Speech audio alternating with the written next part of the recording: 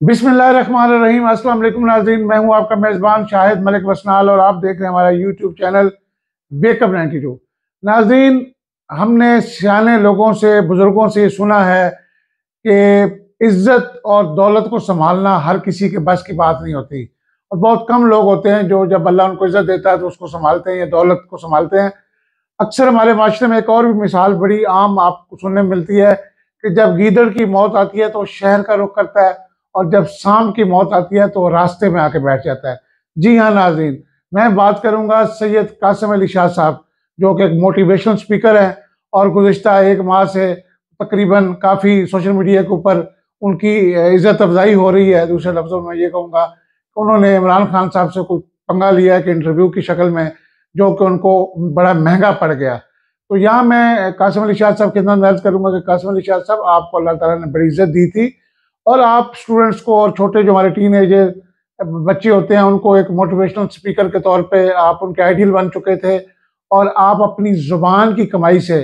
करोड़ों रुपए आपने अपनी ज़ुबान की कमाई, जिसको कहते हैं कि सिर्फ ज़ुबान के अल्फाज, हालांकि आपका अमल उसके बरक्स था, लेकिन आप अच्छे अल्फाज की अदायगी से अच्छे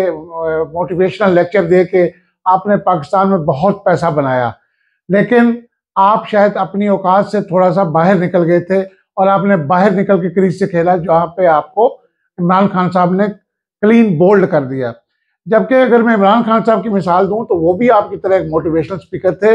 इंटरनेशनली दुनिया भर में वो यूनिवर्सिटीज़ में मुख्तलिफ जाके लेक्चर, अमेरिका में, बरतानिया में, फ्रांस, जर्मनी के अंदर वो लेक्चर दे के करोड़ों रुपए पाकिस्तानी यानी वहाँ की मुकामी करेंसी में, डॉलर्स में, पाउंड्स के अंदर वो कमाते थे। लेकिन उन्होंने वो सारा काम छोड़ के वो अपने मुल्क में आए, उन्होंने अपनी कौम को एक हकीकी मोटिवेशनल स्पीकर बन के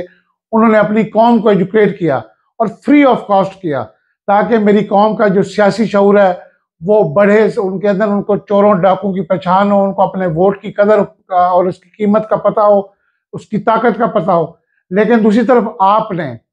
अपने मुख्तलिफ जो सियासी ज़राए हैं या सियासी वाबस्तगियों को इस्तेमाल करके आपने पाकिस्तान के सरकारी महकमों को मजबूर किया, उनके सरबराहों को मजबूर किया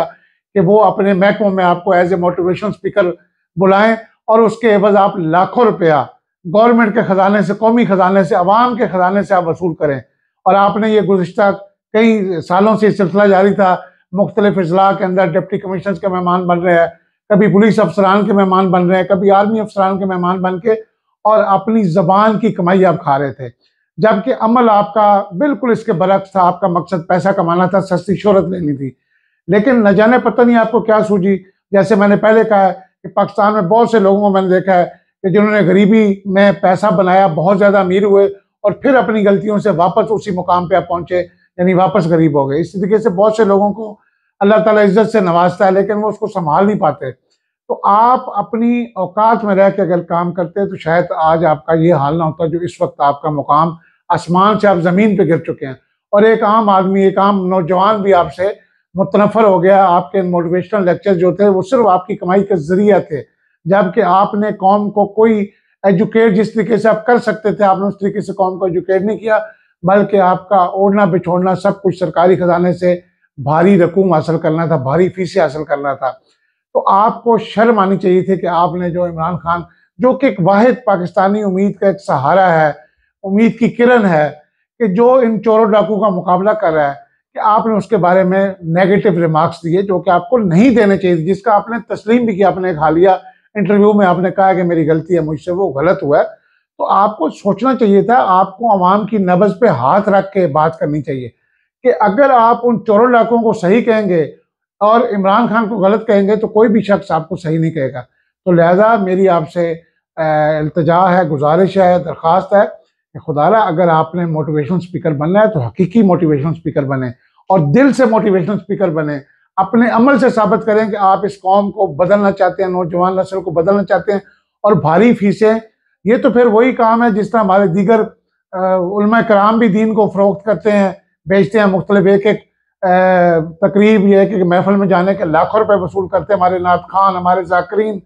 वो दीन फरोश मुल्ला जो हैं। तो आपने भी वही काम पकड़ा है कि आप अपनी, अगर अल्लाह ताला ने आपको खूबी दी है, आपकी ज़ुबान में तासीर थी कि आप अपनी बात को बेहतर अंदाज में लोगों तक पहुँचाते थे, मगर आपने उसको अपनी कमाई का ज़रिया बना लिया और आपने आहिस्ता आहिस्ता आहिस्ता सियासत में आके कदम रख दिया और आपको पता नहीं था कि आपने किस शख्स से पंगा ले लिया। वो आपसे बहुत बड़ा मोटिवेशनल स्पीकर है इमरान खान, जिसने 22 करोड़ अवाम को, आज कौम का बच्चा बच्चा जो है इन चोरों डाकों को पहचान गया और मुल्क के जो लूट मार पिछले 75 सालों से सिलसिला चल रहा था, उसने एक आम आदमी को एजुकेट किया, उसको शऊर दिया और हकीकी मोटिवेशनल स्पीकर बन के सामने आया। मैं उसको लीडर कम और मोटिवेशनल स्पीकर ज्यादा समझता हूँ इमरान खान को। तो आप तो उसके बराबर में, आपका कद बहुत छोटा है, तो आपको चाहिए था आप इमरान खान से सीखते और उनके बाजू बनते और कौम को हकीकी मानों में जगाते, लेकिन आपने चोरों डाकुओं की जुबान बोलना शुरू कर दी। तो मैं उम्मीद करता हूँ कि आप आइंदा एहतियात करेंगे और आप हकीकी मोटिवेशनल स्पीकर बन के सामने आएंगे और कौमी खजाने से जो आपने लूट मार का सिलसिला शुरू कर रखा है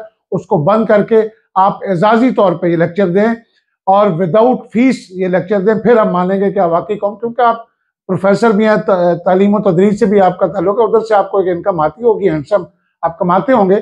तो आपको ये कौमी खजाने से जो मुख्तलिफ अजला में जाते हैं, सूबों में जाके आप कौमी खजाने से चेक वसूल करते हैं, उसको आप छोड़ दें अगर आप वाकई एक सच्चे मुहिब वतन पाकिस्तानी हैं। तो उम्मीद करता हूँ नाज़रीन कि आपको हमारा ये आज का प्रोग्राम पसंद आया होगा। मैं कासिम अली शाह साहब से गुजारिश करूँगा कि अगर मेरी बातें आपको पसंद आई हैं तो आप इन पर अमल करें। अपने मेज़बान शाहिद मलिक वसनाल को इजाज़त दें। अल्लाह हाफिज़।